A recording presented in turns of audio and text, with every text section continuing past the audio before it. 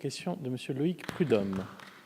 Merci Monsieur le Président. Madame la Ministre, depuis le 1er juillet 2017 et l'inauguration de la ligne grande vitesse, Bordeaux n'est plus qu'à 2 heures de Paris.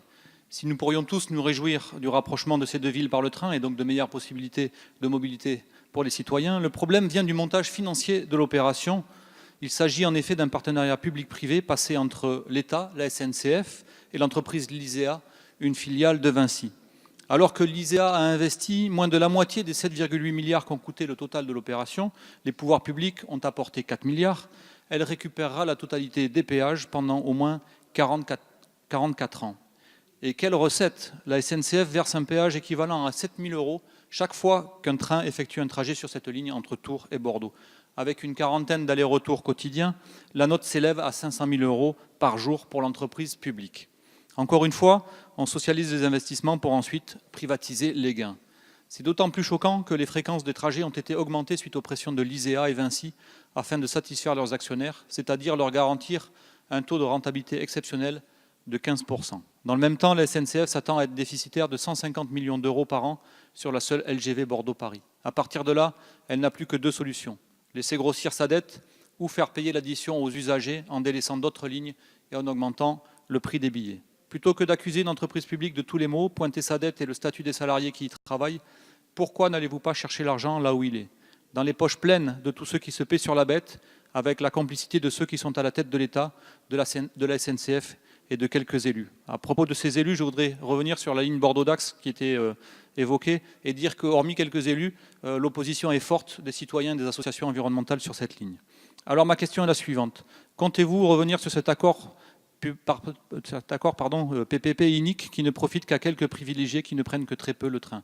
Qu'est-il prévu également en termes de financement sur le tronçon Bordeaux-Toulouse dont le montant est évalué à 9 milliards d'euros à ce jour non financé? Je vous remercie. Je vous remercie. Madame la Ministre. Merci Monsieur le Président. Mesdames et Messieurs les députés, Monsieur le député Prudhomme, vous imaginez bien que l'État, les collectivités, les municipalités, l'ensemble des organisations publiques travaillent pour le bien des citoyens français, en particulier ceux qui ont besoin d'être mieux desservis, d'avoir un meilleur accès au transport, à des grandes villes, à plus facilement par exemple se rendre aussi sur le lieu de travail.